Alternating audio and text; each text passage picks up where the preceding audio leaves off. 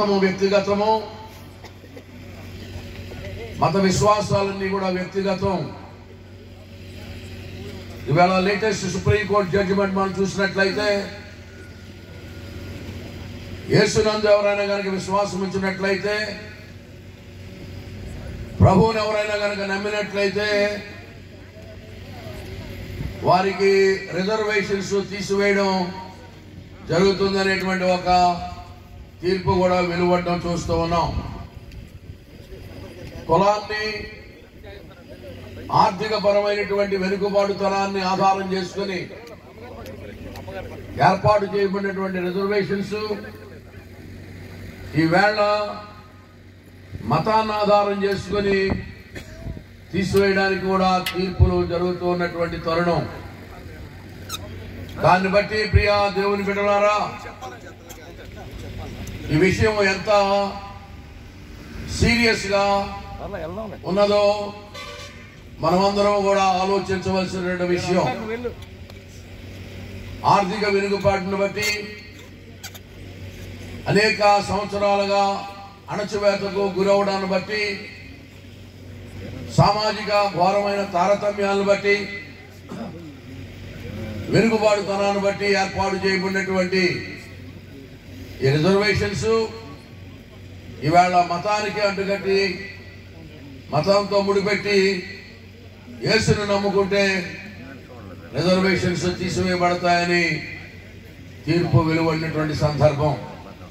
So in such sensitive times as this, I would like to tell the servants of God, my co-workers, and how to present Christ in such a scenario, in such a political setup, in such a religious setup in the world, especially in our beloved country. So ఈవేళ మీరు చాలా జాగ్రత్తగా నా మాటలు వినాలి ప్రియులారా. యేసు క్రీస్తు ప్రభు చాలా మందికి అర్థము కాడు. మనం ఎంత రీజన్ అవుట్ చేసి, ఎంత లాజికల్ గా ప్రజెంట్ చేసినా దేవుని చిత్తములో వాళ్ళు లేకపోతే వాళ్ళు ఆకర్షించబడలేరు. ప్రభు ఆకర్షించుకుంటే తప్ప ఎవరు ప్రభు దగ్గరకు రాలేరు. ప్రియ దేవుని బిడ్డలారా, అయితే మనము బోధించేటప్పుడు ఒక పద్ధతి ఉంది. విశ్వసించులాగున బోధించుట అని దేవుని యొక్క వాక్యములో ఒక పద్ధతి ఉన్నది. మనం చేసేటువంటి బోధ విన్న తర్వాత విశ్వసించాలనిపించాలి. దానికి విశ్వసించులాగున బోధించుట, మామూలుగా బోధించుట రెండు పద్ధతులు ఉన్నాయి. కనుక ఈ రాత్రి మనమందరం కూడా దేవుని సేవకులంగా, దేవుని బిడ్డలంగా మనము విశ్వసించులాగున బోధించవలసిన పరిస్థితి ఉంది. ప్రత్యేకంగా భారతదేశంలో ప్రియులారా, ఒక విషయం జ్ఞాపించుకోనండి. ఆధ్యాత్మిక చింతన కలిగిన ఏ దేశము కూడా క్రొత్త సంగతులను ఎంటర్టైన్ చేయవు. ఆధ్యాత్మిక చరిత్ర కలిగినటువంటి దేశాలు క్రొత్త సంగతులను యాక్సెప్ట్ చేయవు. అందుకనే ఆధ్యాత్మిక చరిత్ర కలిగిన దేశాల్లో మన ప్రియతమ భారతదేశం ఒకటి, అలాగే ఇశ్రాయేలు దేశం, ఇవన్నీ కూడా ఆధ్యాత్మిక చింతన కలిగిన దేశాలు. అందుకనే పెంతెకోస్తు పండుగ రోజున దేవుని ఆత్మ మేడగదిలో ఉన్న వారి మీదకి దిగినప్పుడు వారు అన్య భాషలు మాట్లాడుతూ ఉండగా ఎవరూ కూడా నమ్మలేదు, అంగీకరించలేదు. సరికదా, వీళ్ళు మందు కొట్టి మాట్లాడుతున్నారు అన్నారు. అప్పుడు 11 మందిలో పేతురు లేచి, ఇంకా తెల్లవారు జామైనా కాలేదు, ఇంకా మందు కొట్లు, సారా కొట్లు తెరవలేదు, వీళ్ళు మత్తులై ఉన్న విషయం మందు కాదు, ఇది యోవేలు ప్రవచనం. అంచె దినములలో అన్యజనులందరి మీద నా ఆత్మను కుమ్మరిస్తాను, యవనస్తులు దర్శనాలు చూస్తారు, వృద్ధులు కలలు కంటారని యోవేలు ప్రవచించిన ప్రవచనం అని చెప్పి దీనిని దానికి కనెక్ట్ చేశాడు. దాన్నే this is that, that is this అంటారు. అలా కనెక్ట్ చేసినప్పుడు పాత చరిత్రకు గత కాలానికి ఈ ప్రస్తుతాన్ని కనెక్ట్ చేసినప్పుడు చాలా మంది విశ్వసించడం జరిగింది. ప్రియులారా, ఈవేళ భారతదేశం కూడా చాలా ఆధ్యాత్మిక సత్యాలు ఎరిగిన దేశం. ఎందరో తపస్సంపన్నులు, ఎందరో ఋషీశ్వరులు ఎన్నో సంగతులు దేవుని దగ్గర పొందుకున్నటువంటి వారు, దేవుని సాక్షాత్కారం పొందుకొని కఠోరమైన తపస్సులు చేసి ఎన్నో ఆధ్యాత్మిక సత్యాలను మన దేశానికి అందించడం జరిగింది. కనుక ఇటువంటి దేశంలో ఎంతో మంది దేవుళ్ళు కలిగినటువంటి దేశం ఇది. ఇక్కడ దేవుళ్ళే వాళ్ళ దేవుళ్ళు ఎక్కువైపోతుంటే మరలా మధ్యలో మనం దూరి యేసుప్రభుని నమ్ముకో అంటే మాకే ఎక్కువైపోయి మేము బాధపడుతున్నాం, గుర్తుంచుకోలేకపోతున్నాం పేర్లు. మళ్ళీ నువ్వు ఒకడు కొత్తగా దూరం ఏంటి అంటారు. భారతదేశంలో దేవుళ్ళను మనుషులకు పంచితే మనిషికి వచ్చి 4.5 దేవుళ్ళు పడ్డారట. దేవుళ్ళు ఏమి కొదువు కాదు ప్రియులారా. అయితే ఇది అన్య మతము కాదు, ఇది వేరొక దేశ మతం కాదు, ఇది మనదే అని మనం కనెక్ట్ చేయవలసినటువంటి రోజులు వచ్చినాయి. This is that, that is this అని చెప్పాలంటే దట్టో తెలియాలి, దిస్ తెలియాలి, లేకపోతే పాయింట్ మిస్. అటువంటి సెన్సిటివ్ టైమ్స్ లో ఉంటున్నాం కనుక మనం కూడా పద్ధతి మార్చాలి. ప్రియ దేవుని బిడ్డలారా, ఈ ప్రభు అయిన యేసు క్రీస్తు యొక్క జననం కావనండి, ఆయన మరణం కానివ్వండి, ఆయన పునరుత్థానం కానివ్వండి, ఆయన యొక్క రెండవ రాకడ కానివ్వండి, ఇవన్నీ కూడా సకల మత గ్రంథాల సారాంశమై ఉన్నాయి. జొరాస్ట్రియన్ మతం ఉంది, జుడాయిజం ఉంది, ఇస్లాం ఉంది, హిందూయిజం ఉంది, జైనిజం ఉంది, బుద్ధిజం ఉంది. ప్రియులారా, సకల మత గ్రంథాల్లో కూడా ఈ ప్రభు యొక్క సారాంశం కనబడుతూ ఉంది. దేవుడు అంటే సర్వాంతర్యామి అని చెప్తాం మనం. సర్వాంతర్యామి అంటే సకల స్థలాలలో ఉండడమే కాదు, సకల గ్రంథాలలో కూడా ఆయన ఉండాలి. అప్పుడే సర్వాంతర్యామి అనేటువంటిది నెరవేర్చబడుతూ ఉంది. దేవుడే కనుక సర్వాంతర్యామి అయి ఉంటే సకల స్థలాలలో ఉండడమే కాదు, ఇందు గలడందు లేడును సందేహము వలదను అనడమే కాదు, ఎందెంది వెతికినా అందందే గలడని చెప్పడం కాదు, ఆయన సకల మత గ్రంథాల సారాంశమై ఉండాలి. ఈవేళ ప్రియ దేవుని బిడ్డలారా, మనకి ఎక్కువ సమయం లేదు కనుక ఈ ప్రభు అయిన యేసు క్రీస్తు ఏ విధంగా ప్రవచన సారమై ఉన్నాడో, మిగిలిన సకల మత గ్రంథాల సారాంశమై ఉన్నాడో మనం ధ్యానించడానికి సమయం చాలదు. మిగిలిన గ్రంథాలు పక్కన పెడితే మన గ్రంథాలను, మన హైందవ మత గ్రంథాలను మనం ప్రమాణంగా తీసుకున్నట్లయితే ఆయన మనకు ఎంత సన్నిహితుడో మనకు అర్థమవుతూ ఉంది. ప్రపంచ ప్రజలందరిలో కూడా ఇశ్రాయేలు తర్వాత యేసుకు హిందువులే దగ్గర బంధువులు. దేవుని బిడ్డలారా, కనుక యేసు ప్రవచన సారమై ఉన్నాడు. అసలు పుట్టుగా మరణము ఉన్నవాడు దేవుడు కానారు. First point, if there is birth and death, you have to know the fact that he cannot be a God. God cannot have death and birth. చావు పుట్టుకలు గలవాడు దేవుడు కానేరడు. యేసు ప్రభు ప్రియులారా పుట్టడం జరిగిందని మనం చెబుతూ ఉన్నాం. ఈ పుట్టడం అనేటువంటిది ఏమిటంటే ఆ యేసు ప్రభు తండ్రి దేవుని కుమారుని యొక్క అవతారం అది. ఈవేళ చాలా మందికి మనుషులు ఏమి నూరు పోస్తున్నారంటే, ఈ యేసు ప్రభు మహా అయితే 2000 సంవత్సరాల క్రితం వాడు. మన దేవుళ్ళు కోటాను కోట్ల సంవత్సరం నుంచి ఉనికిలో ఉన్నవారు. ఈయన చాలా జూనియరు, చాలా లేటెస్ట్, నిన్నగాక మొన్నటోడు, అంతా కలిపితే 2000 సంవత్సరాలు లేదు ఈయన వయసు అని అదొక రకమైనటువంటి టీచింగ్ ఇస్తూ ఉన్నారు. ప్రియులారా, యేసు క్రీస్తు యొక్క పుట్టుక అనేది ఆయన ఉనికికి ఆరంభము కాదు. ఆయన ఆదియు అంతము లేనివాడుగా ఉండి, తండ్రిలో లీనమైన వాడుగా ఉండి, సకల సృష్టిని కలుగు చేసిన వాడు ఆయనే. ఆయన మనుజావతారుడుగా 2000 సంవత్సరాల క్రితం రావాల్సి వచ్చింది. ఆ 2000 సంవత్సరాలే ఆయన ఉనికికి ఆరంభం అని ఎవరైనా పొరబడితే అంతకంటే బుద్ధిహీనులు ఉండరు. దేవుడు అన్నవానికి ఆరంభము అంతము ఉండదు ప్రియులారా. అది మొదటి సత్యం.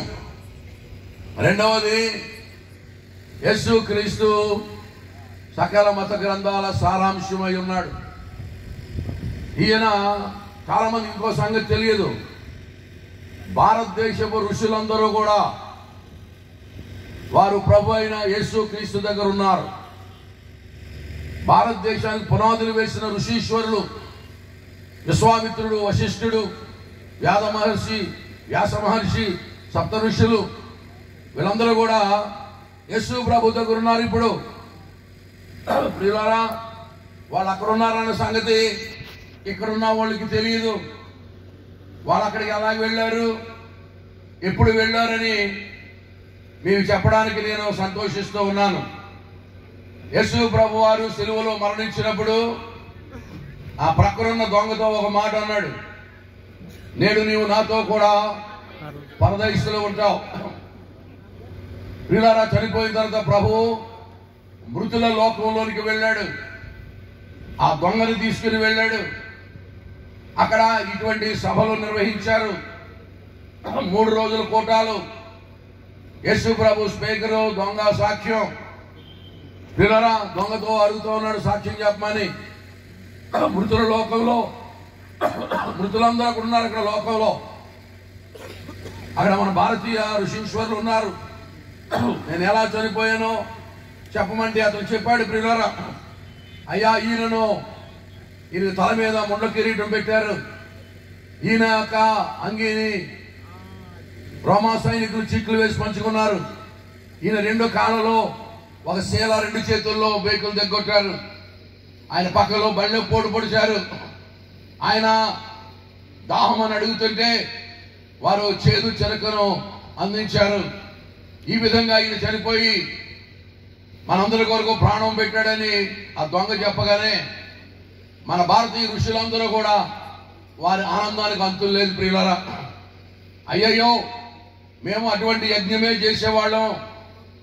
ప్రపంచ చరిత్రలోనికి ఒక వ్యక్తి ఇలాగా రాబోతున్నాడు, ఈ విధంగా చనిపోబోతున్నాడు, చనిపోయి మరలా తిరిగి లేవబోతున్నాడు. ఏ వ్యక్తి అయితే చరిత్రలోనికి వచ్చి ఇట్టి రీతిగా చనిపోతాడో అతడే మోక్ష ప్రదాత, అతడే మానవులను నిత్య జీవాన్ని తీసుకుని వెళ్ళడానికి శక్తిమంతుడు. ఆయనే జన్మ కర్మ పాపము నుంచి విమోచన అనుగ్రహించగలడు అని మేము యజ్ఞాలు చేసేవాళ్ళం, యాగాలు చేసేవాళ్ళం.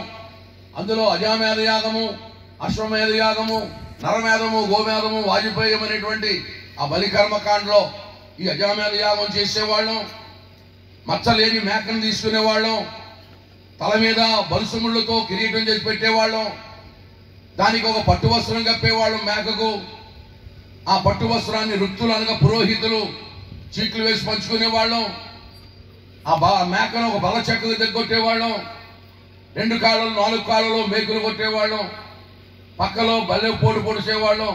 రక్తమంతా బయటకు వచ్చి అది డిహైడ్రేట్ అయిపోయి నాలుగు తీసి ఏడుస్తూ ఉంటే సోమరసం అందించేవాళ్ళం. ఆ విధంగా యజామేధ యాగంలో యజ్ఞ పశువును ఆ మేకను చంపేవాళ్ళం.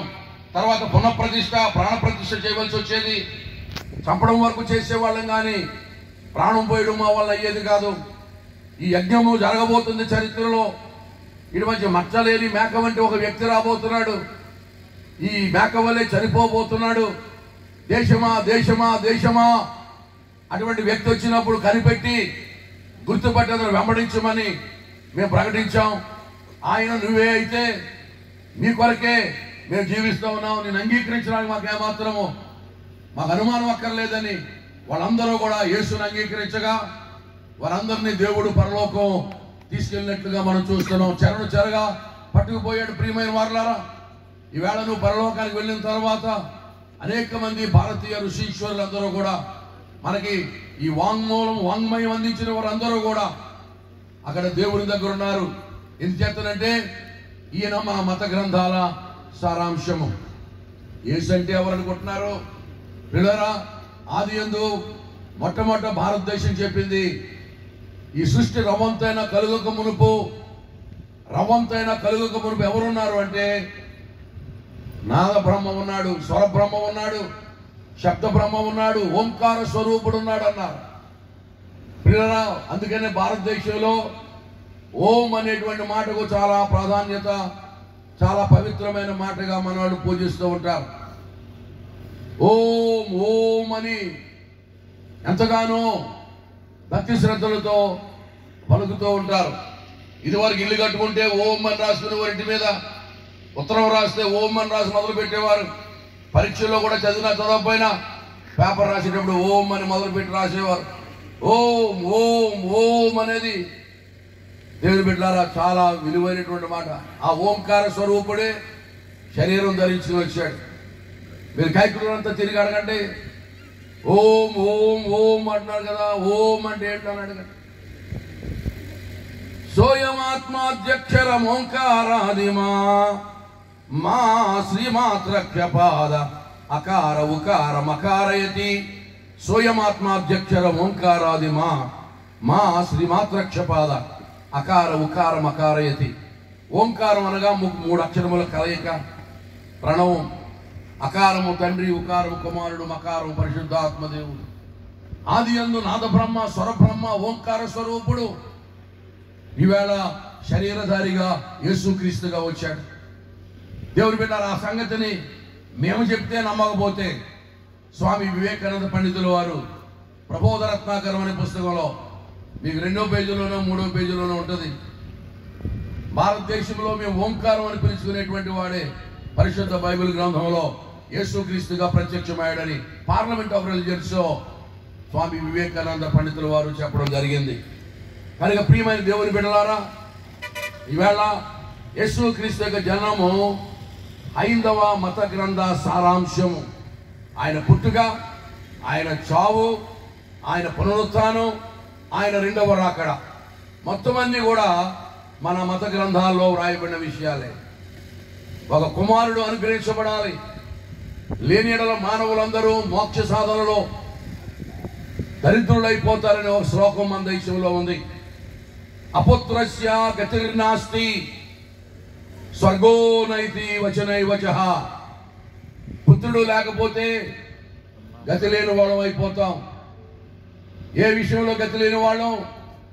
నిత్య జీవములో, మోక్ష సాధనలో మానవ జాతి గతి లేని వారైపోతారు అని గ్రంథం చెప్తుంది. అపుత్రస్య గతిర్నాస్తి స్వర్గో నైతి వచనైవచః.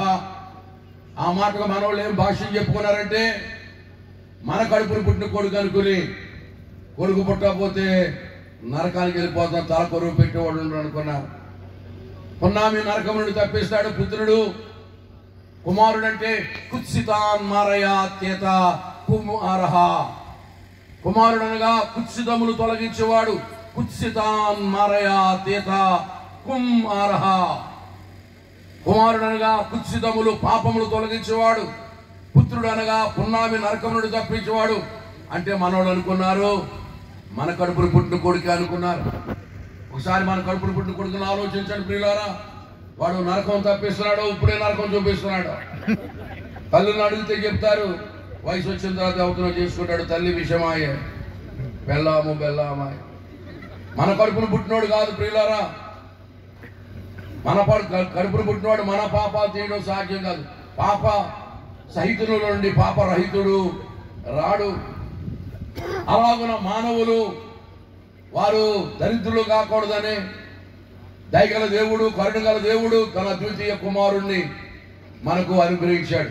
అందుకని బైబిల్ చెబుతా ఉంది, ఎలయనగా మనకు శిశువు పుట్టాడు, కుమారుడు పుట్టలేదు. శిశువు పుట్టాడు, కుమారుడు అనుగ్రహించబడ్డాడు. The child was born and the son was given unto us. కుమారుడు దేవుడి దగ్గర దేవుడిలో లీనమై చాలా యుగాలు ఉన్నాడు. తర్వాత దేవుళ్ళ నుండి బయటకు వచ్చి ఆయనతో సమానంగా కూర్చున్నటువంటి కాలం ఉన్నది. దాని తర్వాత మరియ గర్భములో శిశువుగా పుట్టినటువంటి కాలం ఉన్నది. ఎలయనగా మనకు శిశువు పుట్టెను, కుమారుడు పుట్టలేదు. ప్రియులారా, కుమారుడు ఉన్నాడు. ఆ కుమారుని దేవుడు శిష్యుని రూపంలో అనుగ్రహించడం జరిగింది. కనుక మన గ్రంథాలు చెబుతున్నాయి, ఈశపుత్రంచ మాం విద్ధి కుమారి గర్భ సంభవం మ్లేచ్ఛ ధర్మస్య వక్తారాం వసీహో. ఈశపుత్రంచ మాం విద్ధి కుమారి గర్భ సంభవం అంటే కుమారి గర్భమున యేసు అను కుమారుడు పుడతాడు. ఈశపుత్రంచ మాం విద్ధి కుమారి గర్భ సంభవం మ్లేచ్ఛ ధర్మస్య వక్తారాం వసీహో. ఓం శ్రీ కన్యాసుతాయ నమః. దేవుని బిడ్డలారా, యేసు క్రీస్తు పుడతాడు, యేసు అనే ఆయన పుడతాడని చాలా చోట్ల వ్రాయబడి ఉంది. ఇది హైందవ మత గ్రంథాల సారాంశము. యేసు పుట్టుక మీరు అన్యదా భావించక్కర్లేదు. ఎలాగ పుడతాడో కూడా వ్రాశారు. పుట్టడమే కాదు, the manner in which he is going to be born. ఆయన ఏ రీతిగా పుట్టబోతున్నాడంటే మానవులందరూ పుట్టినట్లుగా పుట్టబోడు. ఆయన ఒక ప్రత్యేకంగా పుట్టబోతున్నాడు. ఆయనే ఆదికాండం 3:15లో దేవుడు చేసిన వాగ్దానము. ఆయన ఒక స్త్రీ సంతానముగా రాబోతున్నాడు. స్త్రీ సంతానం అనగా కేవలము స్త్రీకి మాత్రమే పుట్టేటువంటి వాడు. మన మానవులందరినీ మనం చూసినట్లయితే స్త్రీకి పురుషునికి కలిపి పుడతారు. కానీ ఈయన స్త్రీ సంతానముగా రాబోతున్నాడు. పురుషునితో సంబంధం లేకుండా కేవలము స్త్రీకి మాత్రమే పుట్టబోతున్నాడు. ఆదికాండము 3:15లో ప్రవచనము. అలాగున ఆ క్రీస్తు ప్రియులారా కన్య మరియ అనేటువంటి ఆమెకు పుట్టినట్లుగా మనం చూస్తున్నాం. అందుకనే శ్లోకం ఉన్నది, ఓం శ్రీ కన్యాసుతాయ నమః. కన్యక గర్భవతి కొడుకును కట్టది. లోకంలో ఎక్కడ లేని విడ్డూరము, వింత గుర్తుపడడం చాలా ఈజీ. అటువంటిది డూప్లికేట్ చేయడం కానీ ఇంకొకరు కాపీ కొట్టడానికి వీల్లేదు. దేశమా దేశమా దేశమా, భారతీయులారా గుర్తుపట్టండి అని యేసు క్రీస్తు యొక్క పుట్టుకకు, యేసు క్రీస్తు పుట్టబోయే విధానము, ఇది హైందవ మత గ్రంథాల సారాంశము. దేవుని స్తోత్రం చెప్తారా? హల్లెలూయా చెప్పండి గట్టిగా. కుమారుడు పుడతాడని చెప్పారు. పుట్టడమే కాదు, ఎలాగ పుడతాడో చెప్పారు. ఎలాగ పుడతాడో చెప్పడమే కాదు, ఎక్కడ పుడతాడో చెప్పారు. It's not a joke to guess in which place he is going to born in this vast world. It's not possible to pinpoint with accuracy and tell that he is going to be born in such and such a place. No, it's not possible to guess with a wild guess. ఇంత విశాల ప్రపంచంలో ఆయన ఎక్కడ పుడతాడు, ఆయన పుట్టే స్థలం ఏది అనడానికి చాలా స్పెసిఫిక్ గా చెప్పారండి మన గ్రంథాల్లో. అంబస్య పారే భువనస్య మధ్యే నాకస పుష్టే మహతో మహియాన్ శుక్రేణ జ్యోతిర్గంసిస అనుప్రవిష్ట ప్రజాపతి గర్భే అంతః. ఇవి అమెరికా వాడు రాశాడా, వీడు ఇంగ్లాండ్ వాడు రాశాడా? ఆడికి సంస్కృతం వచ్చా? ఆడి మీద పడి ఏడుస్తావేంటి? అంబస్య పారే ఆకాశంలోంచి వస్తాడు, భువనస్య మధ్యే భూమధ్యపురంలో పుడతాడు, శుక్రేణ జ్యోతిర్గంసిస అనుప్రవిష్ట ప్రజాపతి గర్భే అంతః.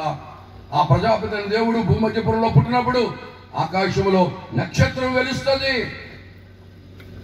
అని చెప్పినట్లుగా భూమికి నట్ట నడుమ బెత్లెహేము దేశంలో బెత్లెహేము గ్రామములో ప్రభు పుట్టాడు. దేవునికి స్తోత్రం కలుగును గాక. హల్లెలూయా చెప్పండి గట్టిగా. హల్లెలూయా.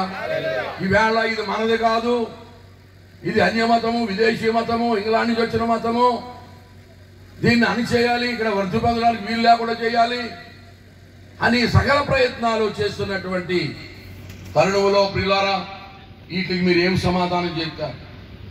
ఈశపుత్రంచమా విధి కుమారి గర్భ సంభవం మ్లేచ్ఛ ధర్మస్య వక్తారాం వసీహో.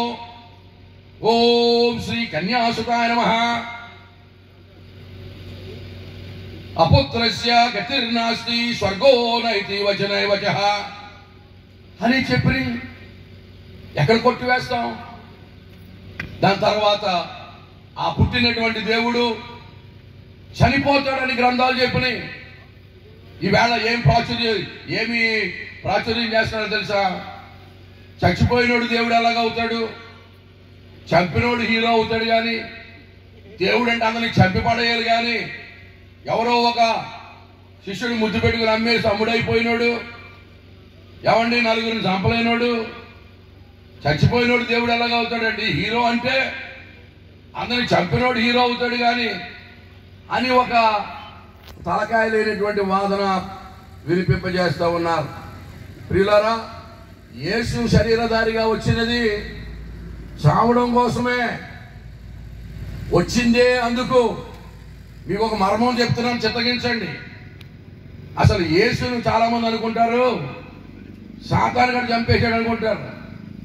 No no no no no. అసలు యేసు చనిపోవడం అందరికంటే మొట్టమొదట సాతానికి ఇష్టం లేదు. ఆ సంగతి చాలా మందికి తెలియదు. Satan doesn't want Christ to die because he has his own reasons. If God happens to die once and all the people in his hands are going to be released. ప్రియులారా, యేసు చనిపోవడం, సిలువలో మరణించడం సాతానికి ఇష్టం లేకే బాల్యకాలంలోనే చిన్నప్పుడే చంపేయడానికి ట్రై చేశాడు. హేరోదులో దూరి అప్పుడు దేవుడు తప్పించాడు. దాని తర్వాత పలుమార్లు చంపేయడానికి ట్రై చేశాడు. ఒకవేళ సిలువలోకి చనిపోయి ప్రాయశ్చిత్తం చేస్తాడేమో, ఆ కార్యం జరగకుండా ముందే చంపేద్దామని ప్రయత్నం చేశాడు. కుదరలా. ఒకసారి ఎత్తైన కొండ మీదకి తీసుకెళ్ళి ఇక్కడ దూకే అన్నాడు, చచ్చిపోతాడని. అప్పుడు దేవుడు దూకలేదు. దాని తర్వాత ఇవన్నీ ఫెయిల్ అయిపోతే ఆఖరిని ప్రియమైన శిష్యుల్లో దూరాడు. పేతురులో దూరి అన్నాడు, నీకంటే దూరం అగును గాక, నువ్వు చావడానికి వీలు లేదు యేసయ్యా నా అంటే. దేవుడు ఏమన్నాడు తెలుసా?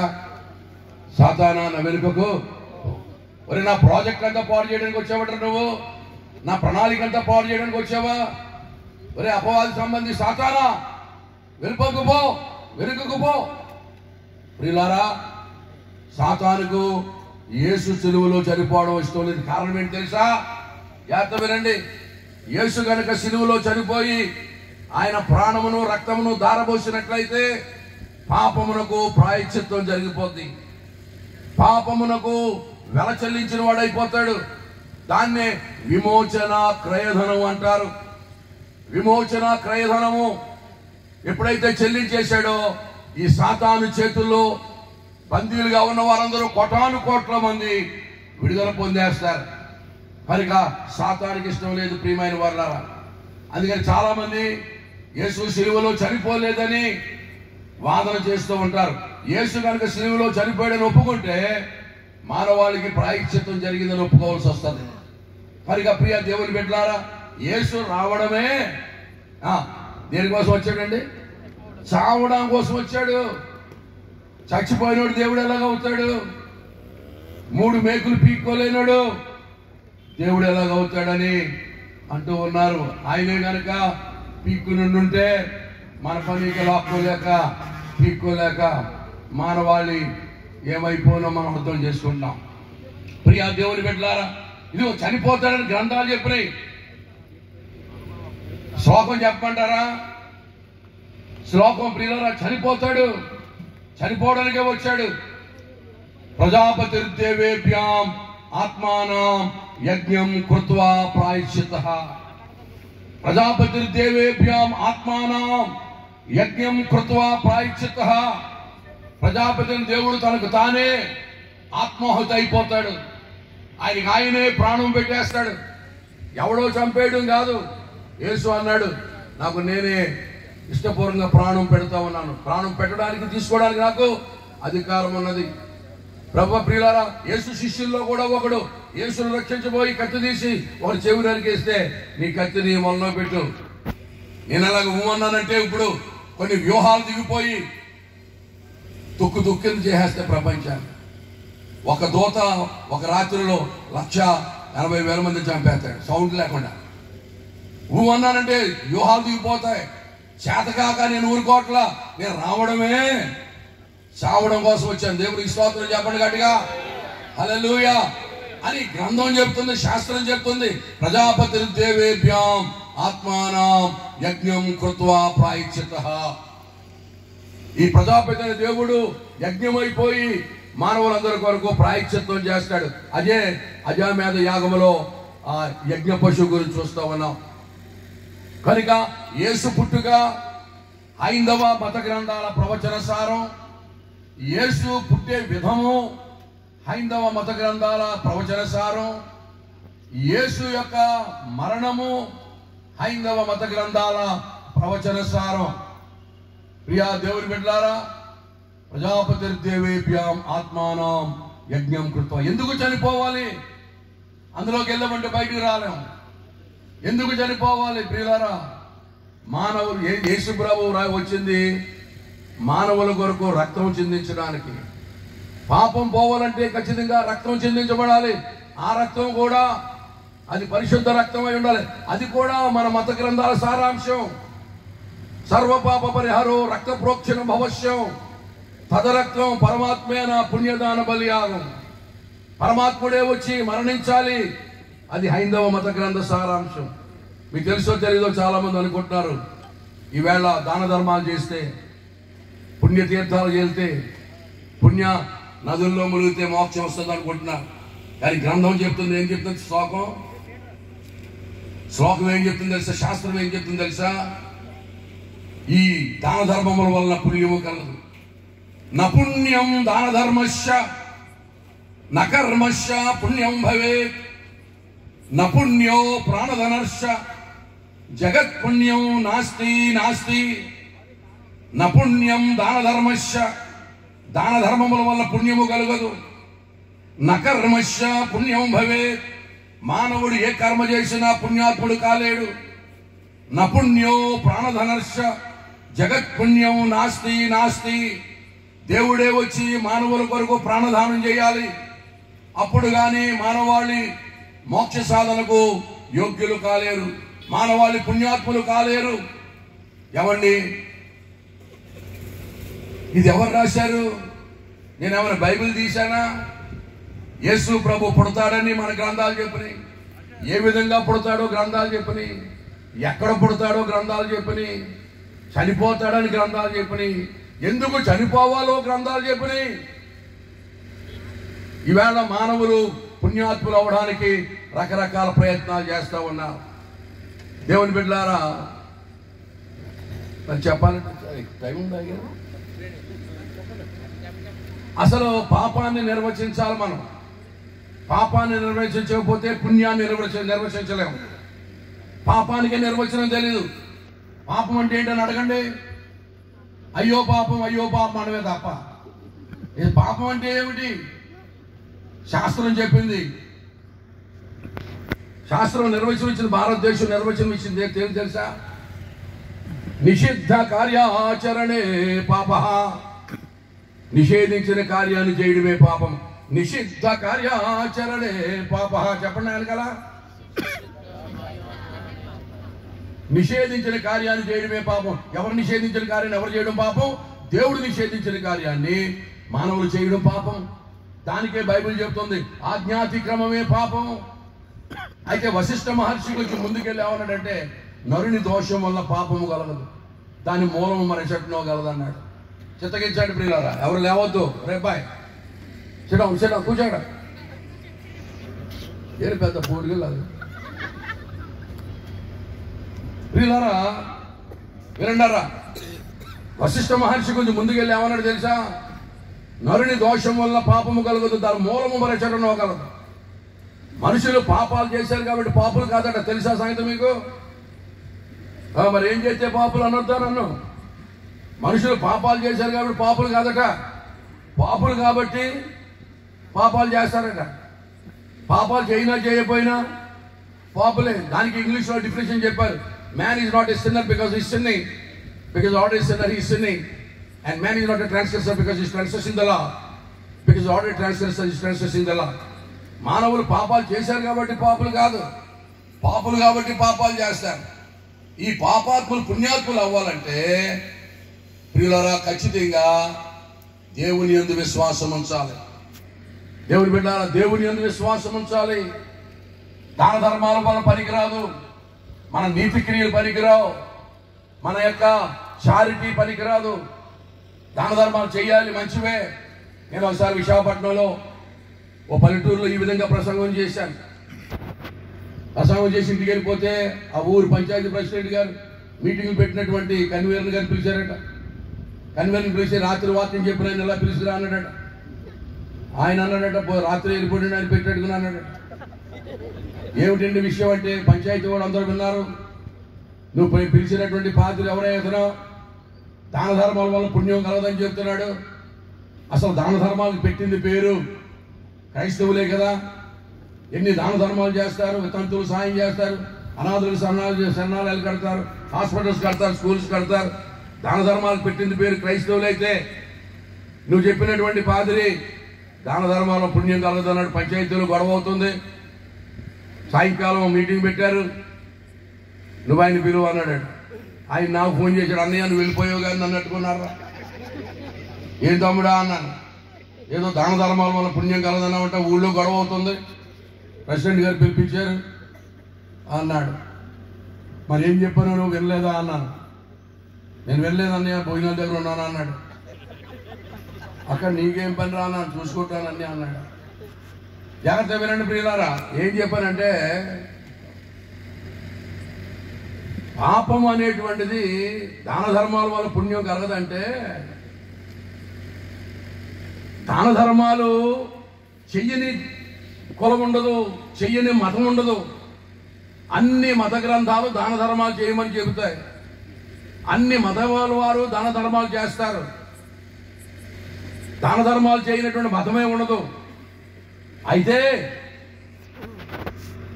మిగిలిన వారు చేసేటువంటి దాన ధర్మాలకును క్రైస్తవులు చేసే దాన ధర్మాలకును, ఈ మాట అర్థం చేసుకున్నవాడు ధన్యుడు.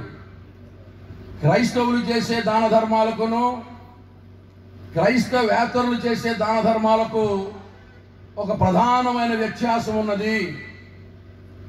అదేమనగా క్రైస్తవేతరులందరూ కూడా పుణ్యం కలుగుతుందని దాన ధర్మాలు చేస్తారు. క్రైస్తవులు ఎవ్వరూ కూడా పుణ్యం కలుగుతుందని దాన ధర్మాలు చెయ్యరు, చిత్తగించాలి. క్రైస్తవులు దాన ధర్మాలు ఎందుకు చేస్తారంటే ఆల్రెడీ పుణ్యం కలిగిపోయింది కాబట్టి కృతజ్ఞతతో దాన ధర్మాలు చేస్తారు. ఎప్పుడైతే యేసునందు విశ్వాసం ఉంచామో, ఆయన రక్తంలో కడుక్కున్నామో, మా పాపములన్నీ కడగబడ్డాయి. పడమటికి తూర్పుకి ఎంత దూరమో నీ అతిక్రమాలంత దూరపరుస్తానన్నాడు. ఇదిగో నీ పాపం నా వీపు వెనుక భాగానికి వేసేస్తున్నా అన్నాడు. సముద్రం అడుగు భాగానికి వేసేస్తా అన్నాడు. ఇక ఎన్నటికీ వాటిని జ్ఞాపకం ఉంచుకోని అన్నాడు. ఎప్పుడైతే యేసు దగ్గర మనం అతిక్రమాలు ఒప్పుకున్నామో, యేసుని సొంత రక్షకునిగా మనం అంగీకరించామో, ఆయన రక్తమాంసంలో పాలువంపులు పొంది మందిరంలో చేర్చబడ్డామో, యేసునామంలో బాప్తిస్వం పొందామో, మనం పుణ్యాత్మలం అయిపోయాం. పుణ్యం కలిగిపోయింది, మన పేరు జీవగ్రంథంలో రాయబడిపోయింది. ఇక హృదయం కృతజ్ఞతతో నిండిపోయి, ఏమండి కృతజ్ఞతతో దాన ధర్మాలు చేస్తాం. పుణ్యం కలుగుతుందని కాదు, మిగిలిన వాళ్ళందరూ పుణ్యం కలుగుతుందని చేస్తారు. క్రైస్తవులు ఆల్రెడీ పుణ్యం కలిగిపోయింది కాబట్టి చేస్తారు. అర్థమైతే చప్పట్లు కొట్టండి. చప్పట్లు కొట్టడం మళ్ళీ అడుగుతారు ఏమర్థమైందని. ఏమర్థమైంది నీకు చెప్పగలరా? అందరూ పుణ్యం కలుగుతుందని చేస్తారు.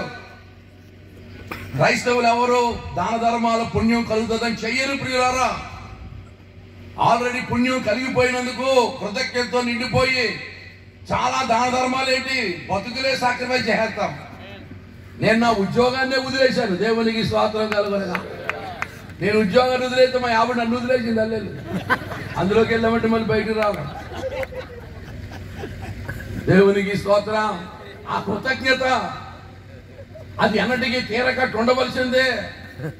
కృతజ్ఞతతో నిండిపోయి దీనికి ఏమి చెల్లిస్తే రుణం తీరుతుంది, నాయనా నీ రుణం ఎన్నటికీ తీరకట్టు ఉండవలసిందే అని మా జీవితాలే అర్పణ చేసుకుంటాం. దేవునికి స్తోత్రం.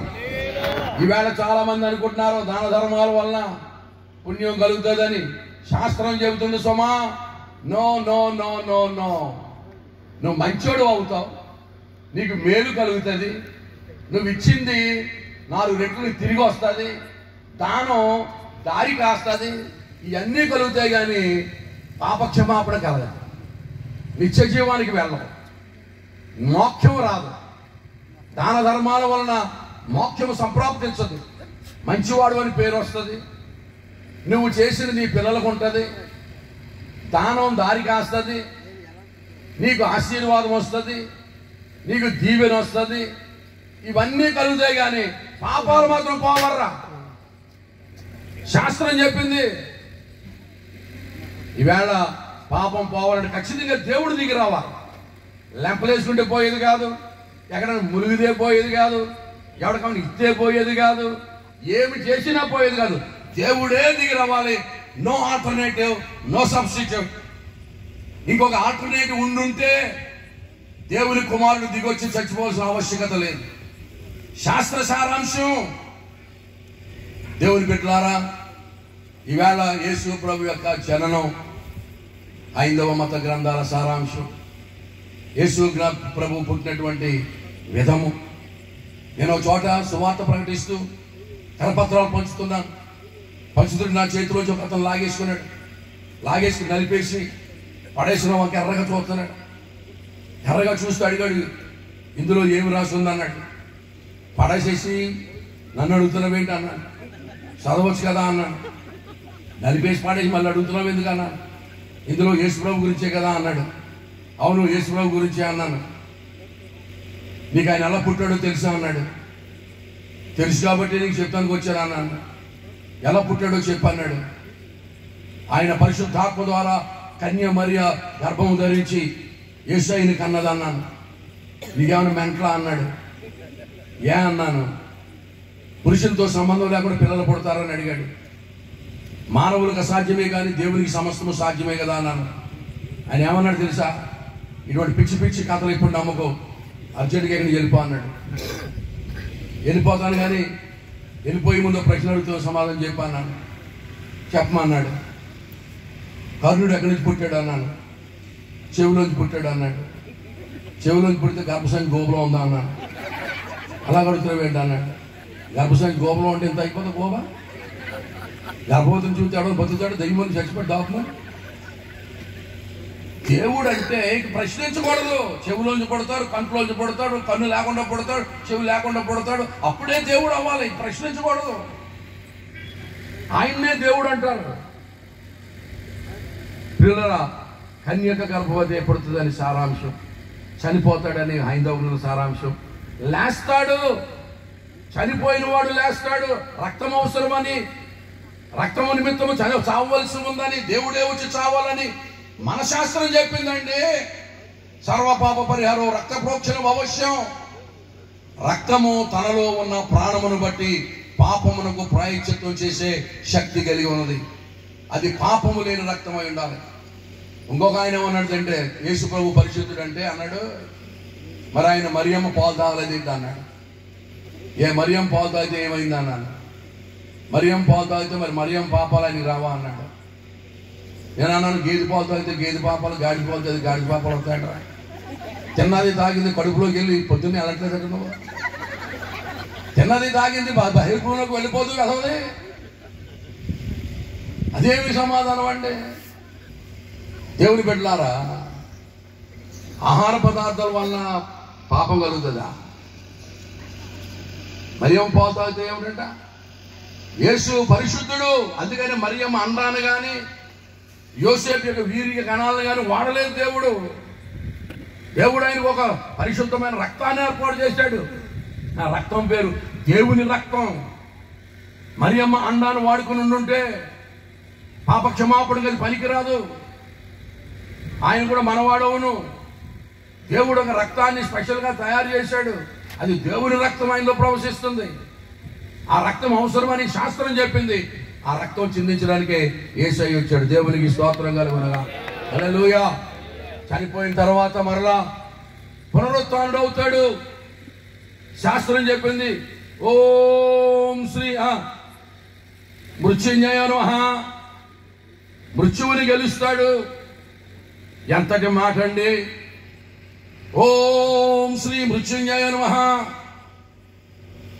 అందరూ సమాజంలోంచి సమాధుల్లోకి వెళ్ళాలి తప్ప ఎవడన్నా సమాధుల్లోంచి సమాజంలోకి వస్తాడా?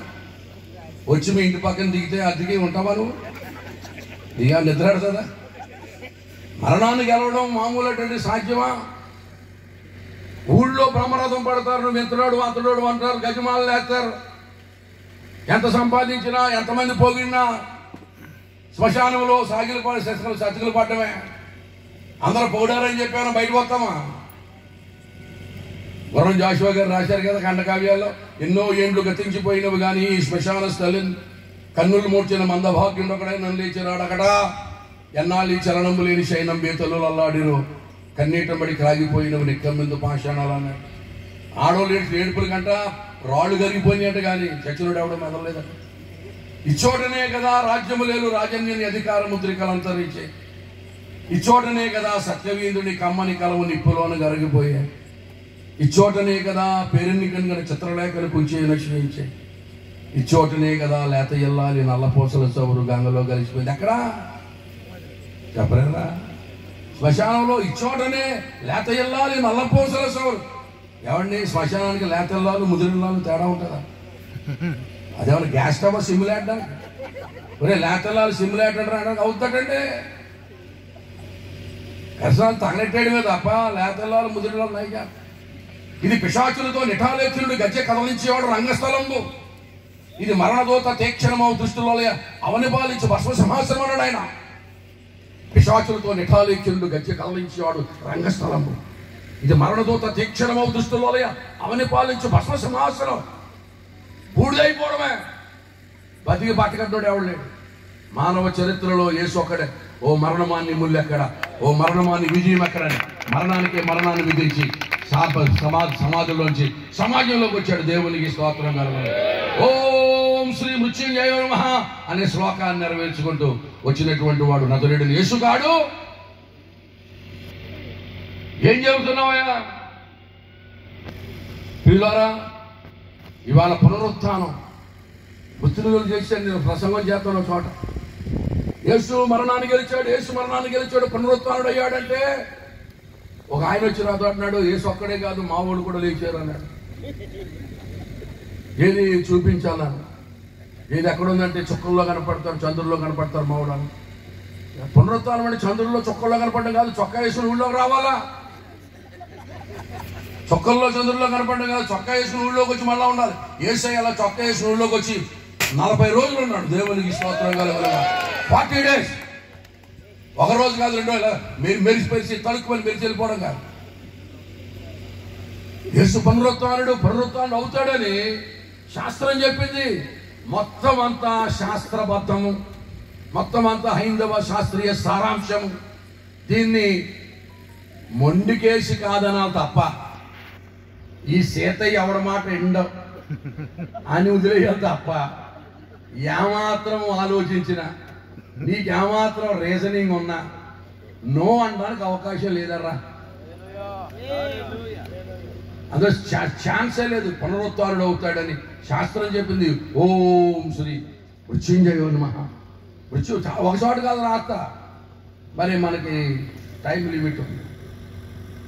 ఇక ఈ చనిపోయి పునరుత్థానుడని యేసు మరలా తిరిగి వస్తాడని కూడా మన గ్రంథాల్లో ఉన్నాయి. ఆయన పరిణయం ఆడతాడని ఉంది.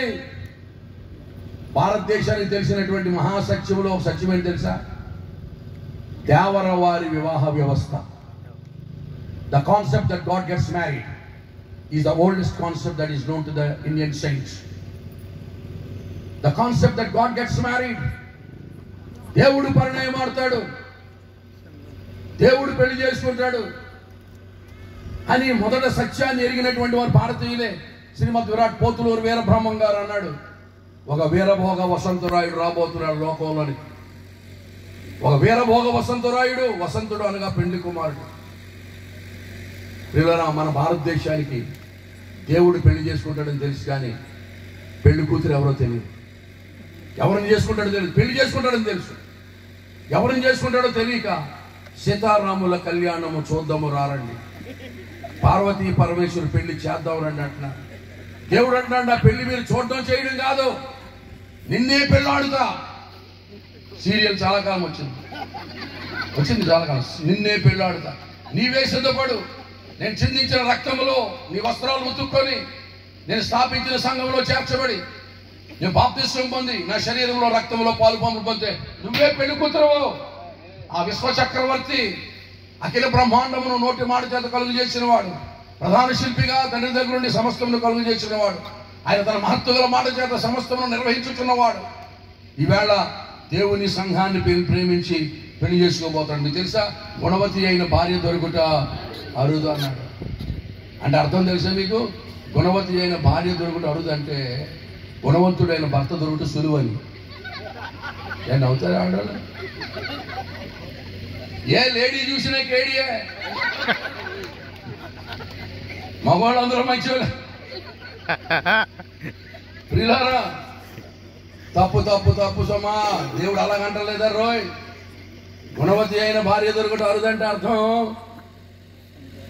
గుణవంతుడైన భర్త దొరకడు సులువు అని కాదు. దీని పెద్ద కథ ఉంది. అసలు నరుడు ఒంటరిగా ఉండడం మంచిది కాదంటే మనం ఏమనుకుంటాం తెలుసా? మనం ఒంటరిగా ఉండడం మంచిది కాదన్నాడేమో అనుకుంటాం. No no no no no, దేవుని కుమారుడు ఒంటరిగా ఉండడం మంచిది కాదు. ఆయన పెళ్లిలో, ఆయన మెయిన్ ఆయన పెళ్ళండి. ఆయన పెళ్లిలో మన అన్ని బొమ్మల పెళ్ళండి. వివాహం అన్ని విషయముల్లో ఘనమైనది. అంటే ఎన్ని విషయాల్లో ఘనమైంది తెలుసా? అసలు ప్రభువారు యేసుక్రీస్తు వారు పరలోకంలో పుట్టాడు. ఈ మాట వినండి, మన భారతదేశంలో మాట చెప్తారు, అజుడు ద్విజుడైన నాడు కానీ లోక కళ్యాణం కలగదట. అజుడు ద్విజుడు కావాలట. అజుడు అనగా జన్మలేని వాడు, 2 జన్మలు ఎత్తాలట అండి. రోయ్, అసలు ఒక్కసారి పుట్టకూడదట. అటువంటి వాడు 2 సార్లు పుట్టాలట. మరి మెంటలో చేయదా? జన్మలేని వాడు ఎన్ని జన్మలు ఎత్తాలట? అజుడు ద్విజుడు కావాలి, ఒక్క జన్మ ఉండకూడదు. అటువంటి వాడు 2 సార్లు పుట్టాలి, 2 జన్మలు ఎత్తాలి. ఏ పండితుడికి వివరించడానికి సాధ్యపడని తరుణములో హెబ్రీయులకు రాసిన పత్రిక వచ్చే వరకు ఈ మర్మం బయటపడలా. ఈ దేవకుమారుడైన యేసుక్రీస్తు నాథుడు తండ్రిలో లీనమై ఉన్నాడు.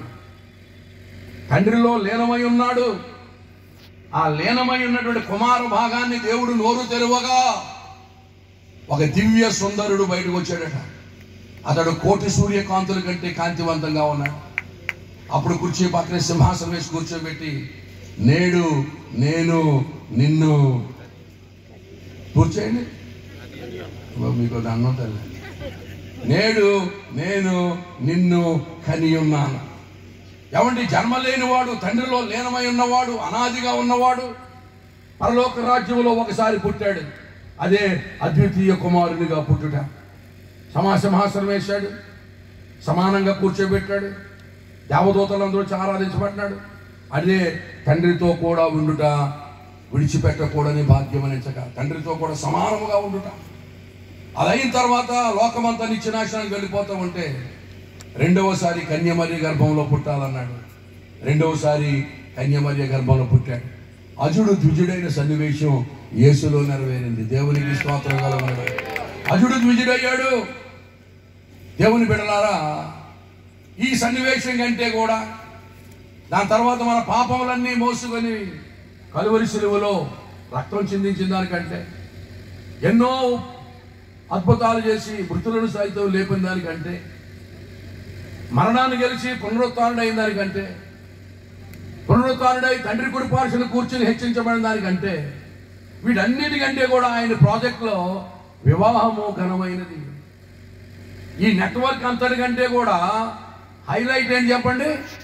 వివాహము. వివాహం అన్ని విషయముల్లో ఘనమైనదంటే ఈ ప్రోగ్రాం అంతట్లో కూడా ఘనమైనది యేసు వివాహం. ఆయన వివాహం చేసుకుంటాడు.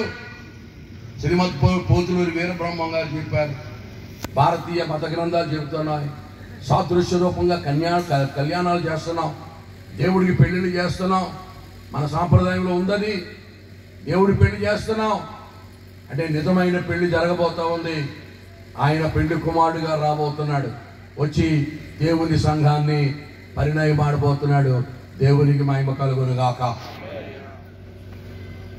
ప్రియులారా, ఈ పెళ్లి పూర్వకాలం రాజులు రాజకుమార్తెకి పెళ్లి చేయాలంటే స్వయంవరం ప్రకటించేవారు. స్వయంవరం ప్రకటిస్తే రాజకుమారులందరూ వచ్చేవారు. పెళ్లి కుమార్తె చేతిలో దండుండేది. ఆ రాజకుమారులందరినీ చూసుకుంటూ వచ్చి వాళ్ళ టాలెంట్స్ వాళ్ళందరూ బల ప్రదర్శన చేస్తూ ఉంటే ఆ అమ్మాయి చేతిలో దండుండేది. ఆమె ఎవరి మెడలో దండేస్తే అతడే ఆమెకు భర్త. దాన్ని ఏమనేవారు చెప్పండారా? స్వయంవరం అనేవారు. ఇటువంటి స్వయంవరమే పరలోకంలో జరుగుతుందట. అక్కడ చిన్న తేడా ఏమిటంటే పెళ్లి కూతురు అందరూ గుండ్రంగా ఉంటారట, పెళ్లి కొడుకు చేతిలో దండ ఉంటుందట. ఆ పెళ్లి కొడుకే యేసుప్రభు అంట. పెళ్లి కూతుర్లు ఎవరు తెలుసా? ఆకాశవాసులు, ఉన్నత స్థలముల నివాసులు, తేజోవాసులు, తూతగడాలు, కెరూబులు, శరాపులు, వీళ్ళందరూ కూడా జిగేలు తడుకుమని మెరిసిపోయేటువంటి మెరుపు తీగలాంటి వీళ్ళందరూ పెళ్లికి వచ్చేస్తారట. ప్రభు చేతిలో దండ ఉంటుందట. మనం కూడా వెళ్ళిపోతాడు భూలోకాల నుంచి మసిమోకాలు వేసి, సిగ్గన్న లేదు, సింగారించుకుంటూ వచ్చేసిందని మన వెనకతో హేతారు పక్క. ఖరీదానా నువ్వు వచ్చేవంటే నల్లపిల్ల మసిమోకం వేసుకున్నా, సిగ్గన్న లేదు, సింగారించుకుంటూ వచ్చేసింది అని మనం చాలా చేర్మించుకుంటారట. అలా మెరుపు తీగులు జిగేల్ తడుకు మెరిచిపోతారట. అలా అనుకుంటారట. మా అందం చూసి, మా మెరుపు చూసి మా మెడలోనే దండేస్తాడు, నా మెడలో దండేస్తాడు అనుకుంటారట. యేసుప్రభు వీళ్ళందరినీ చూసుకుంటూ వచ్చి ఆఖరిని సంఘ కన్యక మెడలో దండేసేస్తాడు. వేసేస్తారు అంటారట. స్త్రీలు ఆమెను చూచి ధన్యురాలు, ఏం ఛాన్స్ కొట్టేసావా ఖరీదానా, నువ్వెలా నచ్చావా? దేవుని బిడ్డారు, ఒకసారి ఒక సినిమా పోస్టర్ చూశాను. నేను సినిమా కదమ్మా మీకు దాను, సినిమా పోస్టర్ చూశాను. పోస్టర్ అంటించారు. ఆ సినిమా పోస్టర్ పేరేం పేరు తెలుసా? ఏం మాయ చేసావే. సినిమా పేరేంటి చెప్పండారా? ఏం మాయ చేసావే. రేపొద్దున్న దూతగాణాలందరూ కూడా ఆ మాట అనుపోతారు క్రీస్తు సంఘాన్ని. ఏం మాయ చేసావే, యేసు ప్రభువుని పాడేసుకున్నాం అంటే మనం అంటామంట, ఒక్క చూపుతో ఆయనలో వర్షపరుచుకున్నాను. దేవునికి స్తోత్రం కలగాలి. ఇదంతా చాలా సమీప భవిష్యత్తులో జరగబోయే సంగతి ప్రియులారా. ఇలాగ జరగబోతుందని హైందవ మత గ్రంథాలు చెప్పని నేను అందుకని బైబిల్ పక్కన పెట్టి మీకు చెప్తా ఉన్నాను. ఈవేళ ప్రియులారా, మనకున్న ప్రధానమైన ఆటంకం ఏంటి తెలుసా? యేసు మనవాడు కాదు, దీన్ని వ్యాపింపజేయనివ్వకూడదు. యేసు ఇంగ్లాండ్ దేశస్థుడు, పాశ్చాత్య దేశస్థుడు, మ్లేచ్చుల దేవుడు. దేవుడు ప్రియులారా, ఆయన అందరికీ దేవుడు. దేవునికి స్తోత్రం చెప్పండి. కనుక ఈవేళ నువ్వు నిజమైనటువంటి హైందవుడు అయినట్లయితే నువ్వు యేసును ధిక్కరించుకోగాని నేను చెప్పిన ప్రశ్నలకు నీ దగ్గర సమాధానం ఉందా? సమాధానం ఉందా? ఆయన పుడతాడని శ్లోకం ఉంది. అపుత్రస్య గతిర్నాస్తి స్వర్గో నైతి వచనే వచః. కన్య మరియు పుడతాడని ఉంది. ఏషపుత్రంచ మాం విద్యు కుమారి గర్భ సంభవం మ్లేచ్ఛ ధర్మస్య వక్తారాం వసీహో. ఓం శ్రీ కన్యాసుతాయ నమః అని రాసి ఉంది. ఏం సమాధానం చెప్తావు? ఆయన చనిపోతాడని గ్రంథాలు చెప్పని ప్రజాపతి దేవేభ్యాం ఆత్మానం యజ్ఞం కృత్వా ప్రాయశ్చిత్త అని శ్లోకం చెబుతా ఉంది. ఆయన చనిపోవడం ఏ విధంగా చనిపోతాడో ఆ యొక్క అజామ్యాద యాగములో మేక గురించి వర్ణించబడి ఉంది. ఏమండి, ఖచ్చితంగా మానవ పాపముల పరిహారం కొరకు దేవుడే రక్తం అవసరం అని చెప్పున్నాడు. సర్వపాప పరిహారం రక్త ప్రోక్షణ అవశ్యం, రక్తం పరమాత్మైన పుణ్యదాన బలియాగం. కనుక దేవుడే దిగొస్తే తప్ప మానవుడు పుణ్యాత్ముడు అవడని శాస్త్రం చెబుతుంది. న పుణ్యం దానధర్మస్య న కర్మస్య పుణ్యం భవే, న పుణ్యో ప్రాణధనస్య జగత్ పుణ్యం నాస్తి నాస్తి అని చెప్తుంది. దేవుని బిడ్డ చనిపోయిన వ్యక్తి పునరుత్థానుడు అవుతాడని చెప్తా ఉంది. ఓం శ్రీ మృత్యుంజయ నమః అని శ్లోకం ఉంది. దానికి ఏమి సమాధానం చెప్తా? ఇకపోతే ఆయన రెండవ మారు పెండ్లి కుమారుడిగా రాబోతున్నాడు. శ్రీమతి విరాట్ పోతులు వీరబ్రహ్మ గారు చెప్పినట్లుగా ఒక వీరభోగ వసంతరాయుడు రాబోతున్నాడు. యేసు ప్రభు వారు మొదటిసారి వచ్చినప్పుడు చాలా పేదవాడిగా వచ్చాడు. ఆయన శ్లోకం చెప్తుంది, ఓం శ్రీ దరిద్ర నారాయణ మహా. చాలా దరిద్రుడిగా వచ్చాడు. రెండవసారి అలా రాడు సోమ. ఆయన వచ్చేటప్పుడు ఆర్భాటముతోనూ ప్రధాన దూత శబ్దముతోనూ దేవుని పోరుతోనూ ఆయన మహావైభవంతో రాబోతున్నాడు. కనుక నువ్వు దేవుని తిరస్కరిస్తే నేను కాదంటలేదు.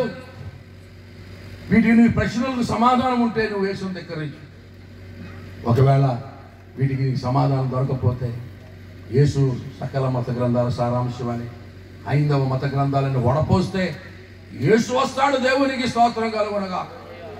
కనుక ఆక్షేపణ లేకుండా నిక్షేపణంగా నమ్ముకొని మనము పునీతులం అవుదాం.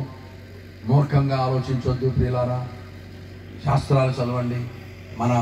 మన మత గ్రంథాల్లో మనకు రాసినటువంటి పండితులందరూ, ఋషీశ్వరులందరూ కూడా మీరు ఆశ్చర్యపోతారు. వాళ్ళందరూ యేసు దగ్గర ఉన్నారు. చెరగా తీసుకుపోయాడు. వీరందరూ కూడా ప్రభు దగ్గర ఉన్నారు. మీరే నష్టపోతారు, జాగ్రత్త. వాళ్ళు ఎక్కడున్నారో సంగతి తెలియక నువ్వు నష్టపోతావు. వాళ్ళు ఉన్న చోట నువ్వు ఉండాలంటే, మీ ఋషీశ్వరులు ఉన్న చోట నువ్వు ఉండాలంటే ఖచ్చితంగా నువ్వు యేసుని నమ్ముకోవాలి. దేవునికి స్తోత్రం కలుగును గాక. కనుక ప్రియులారా, in this political setup, in such a days as this, when judgments are coming against our faiths, I would like to tell you the way in which you have to present Christ. యేసు క్రీస్తును మనం ప్రకటించవలసిన కోణాన్ని ఈవేళ మనం ధ్యానించాం. కనుక ప్రియ దేవుని బిడ్డలారా, this తెలియాలి, that తెలియాలి, దిస్ ఈస్ దట్ అని మనం చరిత్రకి కనెక్ట్ చేయాలి. ఎంచేతంటే భారతదేశం చాలా ఆధ్యాత్మిక చింతన కలిగిన, ఆధ్యాత్మిక చరిత్ర కలిగిన, ప్రాచీన నాగరికత కలిగిన దేశాల్లో చాలా ప్రాముఖ్యమైన దేశం. కనుక ఈ సాక్షాత్కారాలన్నీ కూడా గెస్ చేసి రాసినవి కాదు, ఊహించి రాసినవి కాదు ప్రియులారా. అవి దేవుని దర్శనం పొందుకొని దేవుడు బయలుపరచగా రాశారు. దేవుడు ఆయన పక్షపాతి కాదు కనుక ఏ ప్రపంచంలో ఏ జాతిలో ఎవరు ఆయన్ని వెతికినా ఆయన వారికి ప్రత్యక్షమైనటువంటి దేవుడిగా ఉంటున్నాడు. మన భారతీయ ఋషులు వెతికారు, వెతికినటువంటి వారికి దొరికాడు. ఆ వెతకడంలో మామూలుగా వెతకలేదు తెలుసా. వాళ్ళు సర్వసంగ పరిత్యాగులై సంసారాలు విడిచిపెట్టి కాషాయ వస్త్రాలు ధరించి అరణ్యానికి వెళ్ళిపోయి కఠోరమైన దీక్షలు చేసి ఆకులు అలమలు తింటూ ఆ నదుల్లో ఉన్న నీళ్లు తాగుతూ, ఏమండి పొట్ట వెన్నెముక కంటుకుపోయినంత తపస్సులు చేసేవారట. పొట్ట వెన్నెముక కంటుకుపోయిందట. ఇప్పుడు మన పొట్టకి వెన్నెముక్కి చాలా దూరం. అది వేరే అంశం ప్రియులారా. అంత ఒక ఆయన మొన్న ఇలా కొనుక్కుని గొప్ప చూసాను నేను బస్ స్టాండ్లో.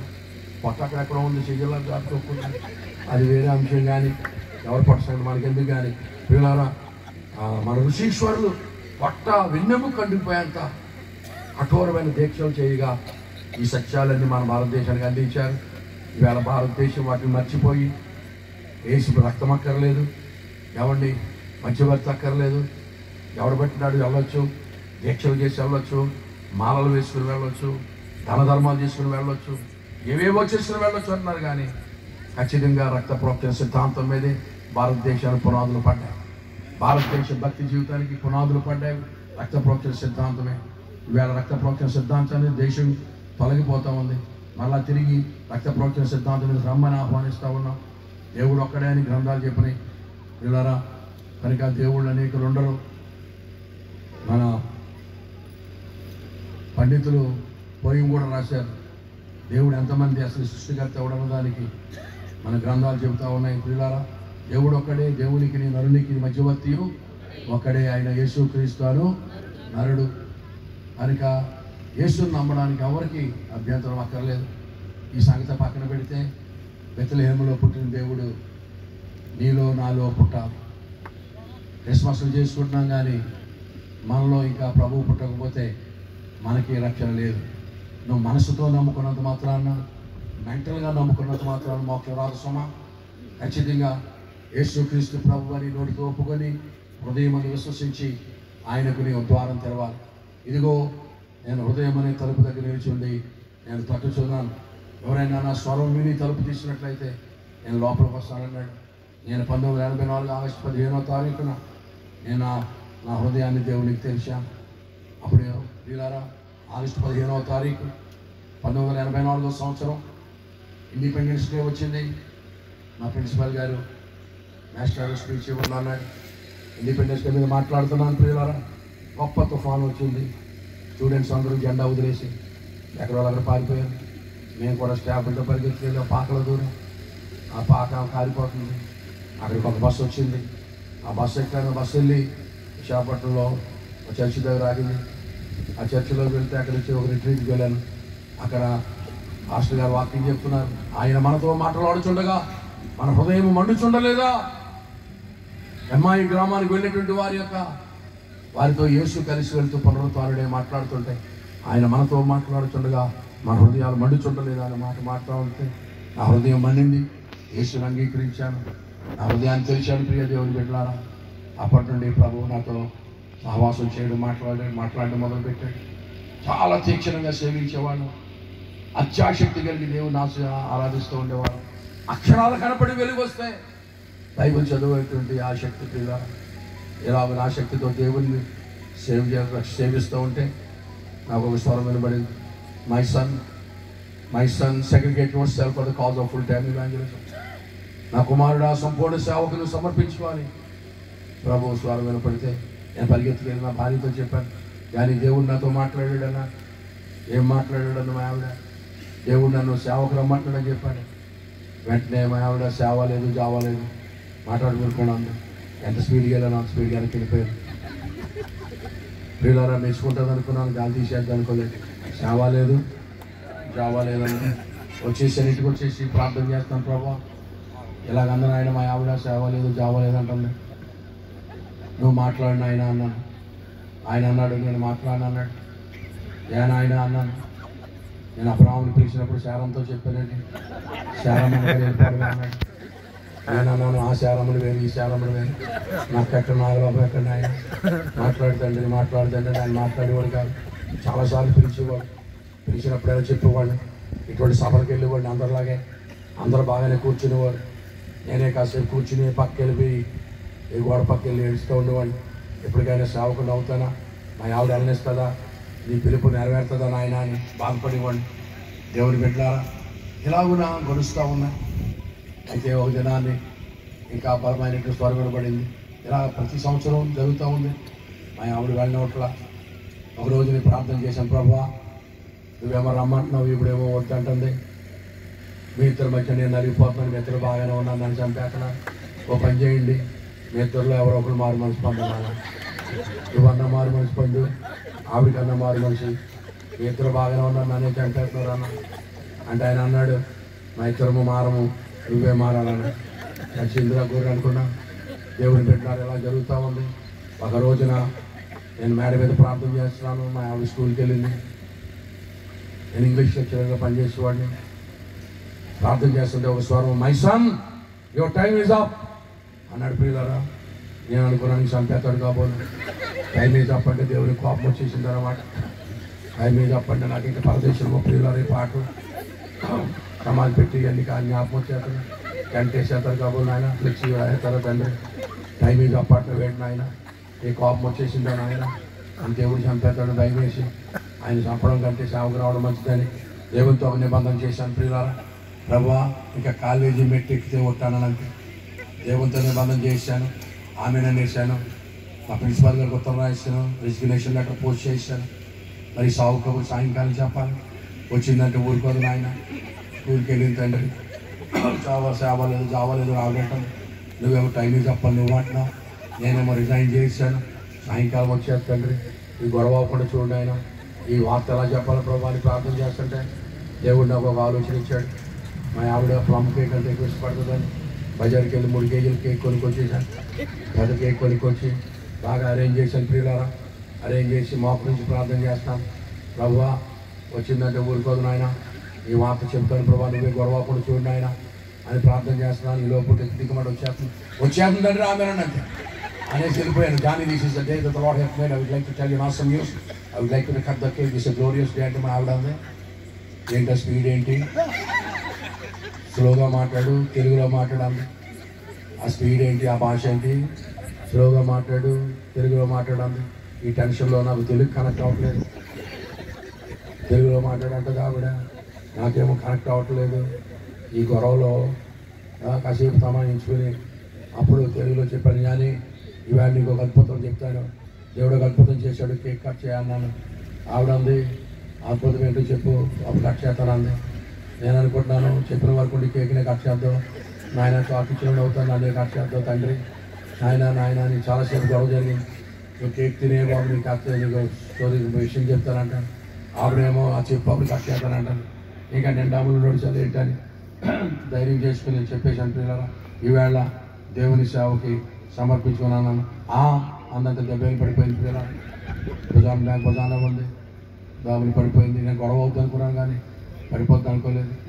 మా ఇద్దరుగా ఉంటాం, ఇంట్లో ఇంకెవరు ఉండరు. పిల్లల వెంటనే ముఖం మీద నీళ్ళు కొట్టి మంచం మీద పడుకోబెట్టి, ఇంక ఈ సీన్లో ఉండకూడదు నాయన, నువ్వు పిలిచావు, నేను వచ్చాను, ఏం జరిగితే జరిగింటండి అని నేను ప్రేయర్శాలకు వెళ్ళిపోయాను. ఆ ప్రేయర్శాలలో సాక్ష్యం చెప్పాను. పిల్లలు మీ అందరికీ తెలుసు, నాకు దేవుడు పిలుపున్నట్టు ప్రవచనాలు ఉన్నాయి, దర్శనాలు ఉన్నాయి.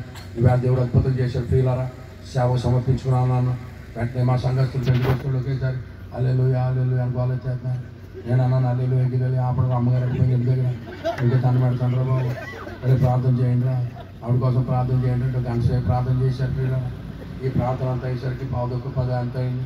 నెమ్మదిగా ఇంటికి వచ్చాను. ప్రియులారా ఇంటికి వచ్చి నెమ్మదిగా వంటగదిలోకి వెళ్ళాను. ప్రభా పొద్దున్న ఎప్పుడో తిని ఉంటుంది నాయన, మధ్యాహ్నం 10 అయిపోయింది తండ్రి, ఏమైనా వండుకుందా లేదా నాయన అని వంటగదిలోకి వెళ్తామని వంటగదిలోకి వెళ్ళి చూస్తే అక్కడ పాత్రలు అక్కడే ఉన్నాయి. స్టవ్ వెలిగించినట్టు కనపడలేదు. నా పై ప్రాణం పైకి పోయింది. ప్రియులారా వెంటనే లోపలికి వెళ్ళి కట్టను తీసి చూశాను. ఎలా పడుకోబెట్టానో అలాగే ఉంది. పీస్ పైకి కాబోలు నాయన, మర్చిపోయిందే తండ్రి. నాయన టైం మీద అప్పంటే నాకు అనుకున్నాను బాబు, ఈ టైం మీద ఊరికి నా తండ్రి. నాయన నేను లోపలికి వెళ్తే శవాన్ని నేను చూడాల్సి వస్తుందేమో, నా కాలు చాలా పడిపోతున్నాయి. పిల్లలు నేను లోపలికి వెళ్ళలేదు, బయటకు తిరుగుతున్నాను. ఆయన నువ్వు రమ్మన్నావు నేను వచ్చాను, నువ్వు రమ్మన్నావు నేను వచ్చాను, ఇంకా నువ్వు ప్రసన్నమానం చేయలేదు, ఆదిలో అంశబాధ నాయన, ఇదేంటి తండ్రి అని అనుకుంటా ఉన్నాను. 2-3 సార్లు నేను చూశాను. మనిషి కళ్ళు తెరవట్లేదు. ప్రియులారా 40 నిమిషాలు పోయిన తర్వాత అలా సైడ్ నుంచి వచ్చి కిటికీలోని చూశాను. కిటికీలోని చూస్తే గుడ్లు వేసుకుని చూస్తుంది. అర్థం కాదు కూడా. నేను లోపలికి వెళ్ళినప్పుడు కళ్ళు మూసేసుకుంటున్నట్టు ఉంది. సైడ్ నుంచి కిటికీలోని చూస్తే తలగాల్లో చూస్తుంది. అమ్మ బతికింది నాయన, నీకు దండాలు తండ్రి, ప్రభు ప్రాణం ఉంది నాయన అనుకుని దేవుడికి వందనాలు చెల్లించాను. అప్పటి నుంచి మా ఇంట్లో బాగా స్టార్ట్ అయినాయి. పిల్లల మాయదారుడు నాకు దొరికావు, ఇటువంటి వాడు సరే నాకు తెలియదు అని మా ఆవిడ చెప్పడం మొదలెట్టింది. నేను అనుకునే వాడిని తలాలి అమ్మగారి బడికి, అయ్యగారి గుడికి, ఆవిడ బడికి వెళ్ళిపోయింది, నేను గుడికి వెళ్ళిపోయేవాడిని. సాయంకాలం వచ్చేది. ప్రియులారా మాయదారుడు అనేది నేను అనుకునేవాడు, పడ్డవాడు చెడ్డవాడు అవళ్ళే ఫోన్లే అనుకునేవాడిని. ప్రియులారా మా టీచర్స్ అడిగితే మీ ఆయన ఏం చేస్తాడంటే ఏం చెప్పాలనేది నేను అనేవాడిని. సర్వోన్నతుడని దేవుడి సావుడు అని చెప్పనివాడిని. ఆవిడ అనేది కంచి కొట్టి తింటాడని చెప్పాలా, దాని బ్యాక్ వేసి తింటాడని చెప్పాలనేది. మొత్తం మీద అలా పడ్డాను. ప్రియులారా రోజు రావడం అనవసరంగా చేసుకున్నాను అనేది. ఇక కొద్ది కాలానికి నాకు ధైర్యం వచ్చి ఇలా దేవుడు నన్ను పిలుస్తాడని చెప్తే నేను మాత్రం చేసుకుంది ఏంటి అన్నాను. దేవుడి బిడ్డలు పండించి రావడం, నేను గుండించి వెళ్ళడం, రోజు ఇదే మాట, నేను చేసుకోకపోదు. అది కొద్ది కాలం జరిగింది. ఈ లోపు కొద్ది కాలం ధైర్యం వచ్చిన తర్వాత నాకు అన్నాను, ఇప్పటికే 4 పిల్లలు పుట్టారని చేసుకోకపోవడం అంటే ఉంటే ఉండు అన్నాను. వెళ్ళిపోమనలేదు పిల్లలు, వెళ్ళిపోమనమాట లేదు. ఇప్పటికే 4 పిల్లలు పుట్టారని చేసుకోకపోవడం ఏంటి, మన ఇష్టం, ఉంటే ఉండు అన్నాను. ఎప్పుడైతే మాట అన్నానో మా ఆవిడ పెద్ద పెట్టి తీసుకొని బీరువాంత అందులో తోడేసుకుని ఆటో ఎక్కి అమ్మగారింటికి వెళ్ళిపోయింది. పిల్లలు మా ఆవిడ ఒకతే కూతురు. మా మామగారు అన్నారు, మాకు పిల్లలు లేరు కనుక మీ పిల్లల్ని పెంచుకుంటామన్నారు. ఇదే మీకు అనుకూల సమయం అని 4 ఎక్కించేశాను. వాళ్ళే చదివించుకుంటాను, వాళ్ళే పెంచుకుంటున్నాను. ఇదే బాగుంది అనుకున్నాను. పిల్లలు మా ఆవిడ పెట్టెట్టుకుని వెళ్ళిపోయింది. మా అత్తగారు, మా మామగారు, మా పిల్లలు, మా ఆవిడ ఒక చోట ఉన్నారు, నేను ఒక్కడిని ఒక చోటే ఉన్నాను. అయితే మేము అప్పటికే ఇప్పుడు నుంచో అనుకుంటున్నాం, ఉపవాసం ఉండాలనుకుంటున్నాం, కానీ టైం కుదిరేది కాదు. ఇప్పుడు వెళ్ళిపోయింది కదా, ఇంకా ఎలాగ వంటగది లేదు, ఇంకా తప్పదా ఉపవాసం ఉండాలని ఫ్రెండ్స్కి ఫోన్ చేశాను. అరే ఇలా దేవుని సేవకు వచ్చునని. అక్క అలిగి అమ్మగారి ఇంటికి వెళ్ళిపోయింది, ఇల్లు ఖాళీగా ఉంది, వస్తారా అన్నాను. వస్తామా అని అన్నారు. నలుగురు వచ్చారు. పిల్లల బిందుతో నీళ్ళు ఎట్టుకుని పచ్చి మంచినీళ్ళు తాగుతూ ఉపవాసం ఉండి ప్రార్థన చేస్తున్నాం. ఈ ఉపవాస ప్రార్థనకి బాగా బక్కోడు కూడా వచ్చాడు. ఆడు 10 రోజులు అయిపోయిన తర్వాత అన్నయ్య అప్పుడప్పుడే పోతామా, మనం ఎప్పుడు పోతుంటామా మొదలెట్టాడు. పిల్లల ఎక్కడికైనా మనకి ఎవడు అడుగుతాడు, అక్కడ వాళ్ళు ఉండాలంటే ఆడు గుండెలో రాయిపోయి అయిపోయి పక్క వచ్చింటారు. మన పని ఆడు ఉపవాసం అంటే 3 రోజులు 4 రోజులు అనుకున్నాడు. ఆడు 10 రోజులు అయిపోయింది. అన్నయ్య పోతానమా అంటాడు. ఆడు ఏమని పెట్టాడు 15 రోజులు అయిపోయిందని. మరి ఎలా తెలిసిందో మా ఆవిడగా అప్పుడు ఫోన్లు లేవు.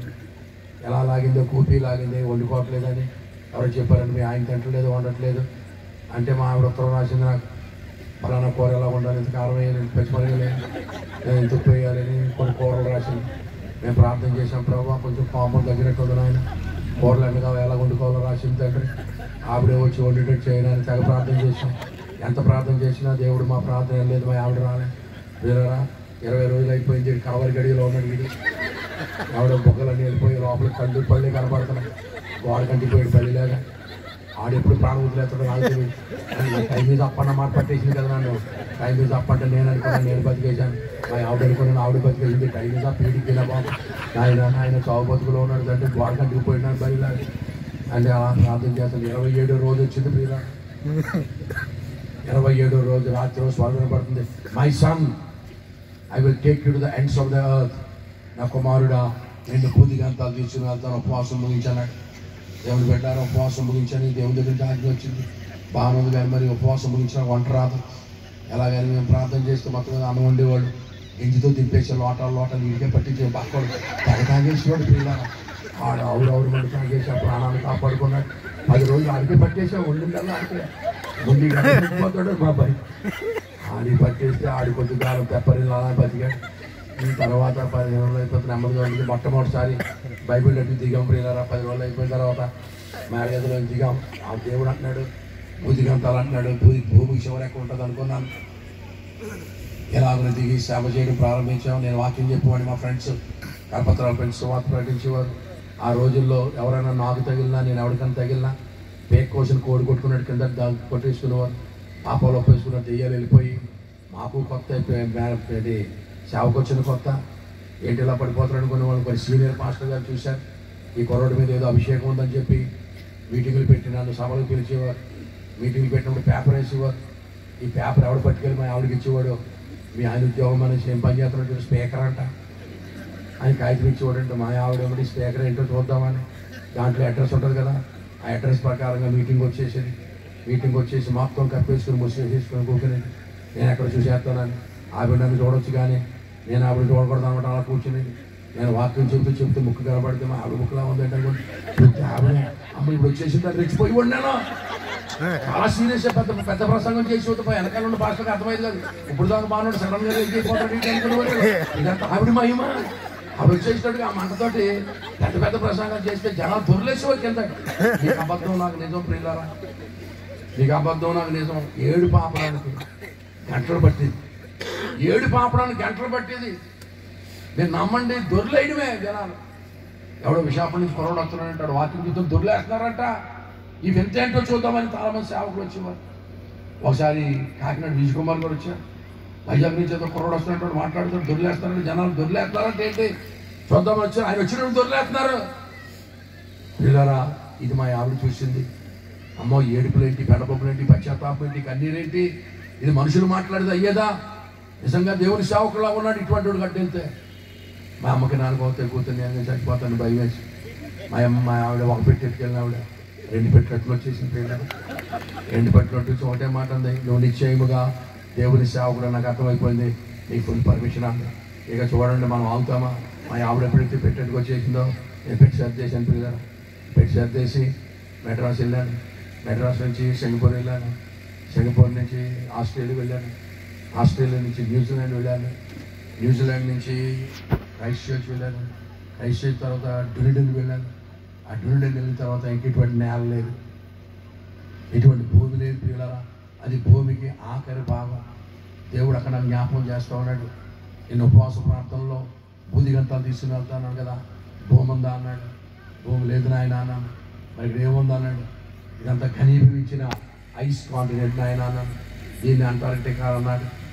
అలాగే ఆయన దేవునికి నమస్కారం పెట్టుకొని స్తోత్రం చెల్లించాను. చాలా కాలం ప్రియులారా నేను క్రైస్ట్ చర్చ్ వచ్చి న్యూజిలాండ్ దేశంలో ప్రసంగాలు చేశాను. వాళ్ళు అనుకునేవారు, hey you black man, you came from the third world country, you came from a poor country, you no English man అనేవాడు. నేను అనుకునేవాడిని, ప్రభు ఎక్కువ వాగుతున్నాడు, అవి మైకి ఇచ్చేటప్పుడు ఉన్నాయి అని మనసులో అనుకునేవాడిని. నువ్వు భారతదేశం నుంచి వచ్చావు, నూతనాలుగా ఉన్నావు, అంత పేద దేశం, నీకు ఇంగ్లీష్ వచ్చావు, నువ్వు చెప్తే మేము వినాలనేవాడు. దాని తర్వాత నాకు బైక్ ఇచ్చి నేను వాకింగ్ చెప్తూ ఉంటే కాబట్టి Bible account, kids account, chest account పెడతానంటే మాట్లాడుతుంటే లిటరేచర్లోకి బైబిల్ లిటరేచర్కి వెళ్తే దారిలో ఆశ్చర్యపోయి ఎంత ఇంగ్లీష్ నీకు ఎక్కడ వచ్చిందో మాకు అర్థమవుతుంది అని దేవుడు పిల్లారా. నేను అన్నాను, ఇది సడన్గా వచ్చింది కాదు, చిన్నప్పుడు నుంచి తప్పుల దగ్గర స్టార్ట్ చేశాను. దేవుడి కోసం నేనంటే అనుకునేవాడిని, తప్పులు చెప్పేసి చిన్నప్పుడు ఇంగ్లీష్. అలాగే చాలా కాలం అక్కడ సేవ చేశాను ప్రియులారా. సేవ చేసిన తర్వాత నేను ఇండియా వచ్చేసాను. ఇండియా వచ్చేస్తే మా ఆవిడ చాలా కాలం ఫారెన్లో ఉండొస్తున్నాం, కాసేపు రంగొత్తాం అనుకున్నాను. నేను అన్నాను, ప్రియులారా మన మారని దేవుడు మారని రంగే, ఇదైతే మారదాలు అన్నిటికీ తెరకట్లు ఉండవలసిందే అని చెప్పి ఇండియా వచ్చేసి యూత్ ఛాలెంజ్ అనే ఆర్గనైజేషన్ స్టార్ట్ చేశాను. యవ్వనుల సవాలు. మా ఆవిడ ఒకటే కూతురని చెప్పాను కదా, మా మామగారు ఫారెస్ట్ పోర్ట్లో పెద్ద ఆఫీసర్. ఆయన చాలా బంగారం ఇచ్చాడు మా ఆవిడకి. 1.5 కేజీలు ఉంటుంది, హారాలు, గాజులు చాలా ఉన్నాయి. నేను మీటింగ్ పెట్టినప్పుడల్లా మా ఆవిడ గాజులు ఇచ్చేది. అట్లా కరిగించి నేను గోల్డ్ మెడల్ తయారు చేసేవాడిని. ఫస్ట్ ప్రైజ్ గోల్డ్ మెడల్ ఇచ్చేవాడిని. ఈ గోల్డ్ మెడల్ కోసం వచ్చేసేవాడు, కొరగాకి పట్టుకెళ్ళిపోదామని నేను వాలేసేవాడిని, అడ్డంగా దొరికిపోయేవాడిని. ఇలాగ నా చాలాసార్లు కరిగించి బంగారం దేవుని సేవలో వాడాం. దాన్నే అత్తగారి సొమ్ము మరి ఏమంటారు అనుకోండి, కానీ సేవలోనే ఖర్చు పెట్టాను ప్రియులారా. అలాగున 150 మంది సేవకులు తయారు చేశాను. 308 సంఘాలు స్థాపించాను. దేవుడి పెట్టారా యూత్ ఛాలెంజ్ అని ఆర్గనైజేషన్ స్టార్ట్ చేశాను. 308 సంఘాలు స్థాపించాను. చాలాసార్లు దేవుడు నన్ను తప్పించాడు, ఎన్నో ప్రమాదాలను తప్పించాడు ప్రియులారా. చాలాసార్లు ఒకసారి కాకినాడలో మంచి వాకింగ్ చెబుతూ ఉంటే సభల్లో దేవుడి బిడ్డలారా కొడ్డానికి వచ్చారు ఒక బ్యాచ్. ఈ కొడ్డానికి వచ్చినప్పుడు ఎవరో ఇచ్చారంటే సలహా, లైట్ ఆర్పిపోతాను, లైట్ ఆర్పితే నేను కనపడతానా, వెళ్ళిపోయాను. ఏడుగాడు ఎత్తుకోండి ఎలా మన కొట్టడానికి వచ్చినట్టు పెద్ద లైట్ తెచ్చుకుంటా ఉన్న లైట్ ఆరిపెట్టాడా, రంగే మెచ్చిపోతున్నామా. దేవుడు అలా తప్పించాడు, దేవుని పెట్టినా చాలాసార్లు తప్పించాడు. నేను విశాఖపట్నంలో ఉంటాను. నాకు 4 పిల్లలు ప్రియులారా. ఒక పాప, 3 అబ్బాయిలు. అమ్మాయి మొదటి పుట్టింది కనుక అమ్మాయి మొదటి పెళ్లి చేశాను. మా అమ్మాయి MSc, MPhil, PhD in molecular genetics. She is a scientist and gold medalist in a doctor in Icon hospitals. KIMS ఐకాన్లోను NRI హాస్పిటల్లో మా అమ్మాయి పనిచేస్తుంది. She is a senior scientist. అమ్మాయికి ముందు పెళ్లి చేశాను. తర్వాత నాకు 3 కొడుకులు. 3 కొడుకులకి ఆషాఢ మాసంలో, అమావాస్యలో, పుష్కరాల్లో 3 కొడుకులకి ఒకే రోజున పెళ్లి చేశారు ప్రియులారా. ఆ పెళ్లికి చాలామంది పిలవనోళ్ళు వచ్చేసారు. ఎవరో పాస్టర్ గారంట ఆషాఢ మాసంలో, అమావాస్యలో 3కి ఒకే రోజు చేస్తున్నారంటే ఇదంతా ఏంటో చూద్దామని పిలవనోళ్ళు కూడా భోజనాలకు వచ్చేసారు. TV9 వాళ్ళు వచ్చారు, TV5 వాళ్ళు వచ్చారు, ఈటీవీ వాళ్ళు వచ్చారు. వాళ్ళందరూ నన్ను ఇంటర్వ్యూ చేస్తున్నారు. TV9 పాస్టర్ గారు 3కి ఒకేసారి ఎందుకు చేస్తారని అన్నాడు. నేను అన్నాను, 3 పుట్టారు వాళ్ళు ఏం చేయమంటావు అన్నాను. ఆ పక్క టీవీ అతను అంటున్నాడు, ఎంతమంది పుడితే అంతమంది ఒకసారి చేస్తారని అంటున్నాడు. నేను అన్నాను, నా పిల్లలు నా ఇష్టం, నీకు నచ్చితే భోజనం చేసేళ్ళు, మంచి నవాబీ బిర్యానీ ఉందన్నా. వాళ్ళు అన్నారు, పాస్టర్ గారు ఎంత యేసు ప్రభువుని నమ్ముకుంటే మాత్రం, ఎంత దేవుడిని నమ్ముకుంటే మాత్రం మంచి చెడ్డ లేదా, మంచి రోజు చెడ్డ రోజు లేదా, ఎంత అన్యాయంగా చేస్తారా, ఆషాఢ మాసంలో, అమావాస్యలో, పుష్కరాలు పెళ్లి చేస్తారా, 3కి ఒకే రోజు ఎవరైనా చేస్తారా, మీకు అరిష్టం కలుగుతుందండి, పిల్లలు పుట్టరని చెప్పారు. నేను అన్నాను, మంచి చెడ్డ గురించి మా బాగా తెలుసు, మీకు నచ్చితే భోజనం చేశానండి, అది వెళ్ళిపోండి అన్నాను. అన్ని పేపర్లో రాశారు, వార్తాపత్రికల్లో చెప్పారు, టీవీల్లో చెప్పేశారు, న్యూస్లో వచ్చేసింది. పిల్లలు సచ్చినా పుట్టరని చెప్పి వెళ్ళిపోయారు. దేవుడు ఏం చేశాడంటే 3కి ఒకే రోజు చేసానేమో, 3 నెలల తేడాలో 3కి కొడుకులు పుట్టేశారు. దాని తర్వాత 2వ కాన్పులో మళ్ళీ కొడుకులు కూతుళ్ళు పుట్టేశారు. మా ఇల్లు తల్లి పిల్ల హాస్పిటల్లా ఉంది. ఇంటి నిండా పిల్లలే పిల్ల, తల్లి పిల్ల హాస్పిటల్కి మా ఇంటికి ఏవి తేడా ఉండదు. ఏదైనా ఊరి నుంచి వెళ్తుంటే తాతలు చేయకుంటే ఒకడు పాకుంటే ఒకడు పరిగెత్తుంటే బ్యాగ్ కంటే ఎట్లా ఉండలేదు, లొంగేసి వేస్తున్నారు. ఒకసారి పడిపోదాం అనిపిస్తుంది. ఒకరిని ఎత్తుకుని గౌరు వదిలేస్తున్నాడు. ఆ చిన్న మందని అమ్మగారికి అప్పచెప్పి ఈ పెద్ద మంద దగ్గరికి వచ్చారు. ఇలా దేవుడిని నమ్ముకుంటారా, దేవునికి స్తోత్రం కలుగును కాక, యేసయ్యని నమ్ముకోండి, హల్లెలూయా. పిచ్చి పిచ్చి ఆర్గ్యుమెంట్స్ మానేసి నోరు మూసుకుని ప్రభువుని నమ్ముకొని బాగా పునీతులు బాబు ఇంది తాతలు లాంటి వాళ్ళు అందరూ అయిపోయారు. అక్కడ ఆయన దగ్గర ఎవడో నిలబడ్డ దేవునికి స్తోత్రం కలుగును కాక.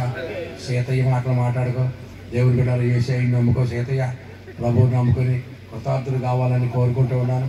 నన్ను ఆహ్వానించిన పెద్దలకి అందరికీ వందనాలు చెల్లిస్తూ, ప్రభు చిత్తమైతే వచ్చే సంవత్సరం ఇదే రోజుల్లో ఇదే స్టేజ్ మీద కలుసుకుందాం. అంతవరకు చూస్తూనే ఉండండి TV9.